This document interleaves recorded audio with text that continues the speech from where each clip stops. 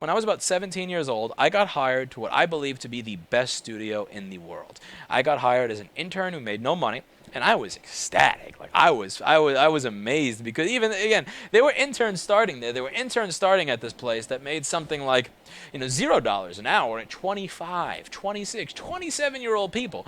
And the youngest person there was somebody who was like 23 or 24, youngest person there. And I was 17 or 18 years old and I was working there. This was an amazing opportunity.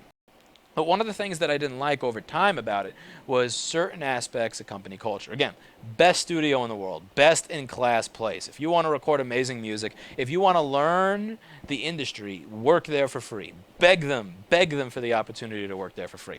But some of the things that I didn't like over time were small little aspects of the culture. Again, in the old, recording studio culture. For example, they would call people kids. Like 26, 27, 28-year-old people were considered kids. And if something didn't go right, they would say, "Oh, it must have been the kids." And again, think of it from my perspective. I'm 17, 18 years old. I could be there for 9 years and still be a kid. I could work there for 9 years of my life. I could work there. I mean, like at the age that I'm at right now, I could have worked there my entire life instead of building a business and been there an extra 4 years and still have been considered a kid.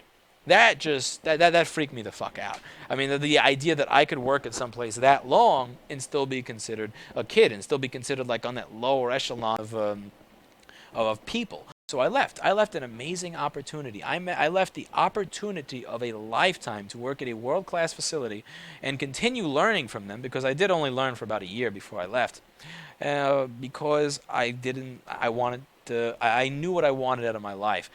And so one of the things that I made sure of when I started this repair shop, everybody who works here is treated with respect. Everybody who works here is considered intelligent. Everybody who works here is somebody who has the power to make management level decisions.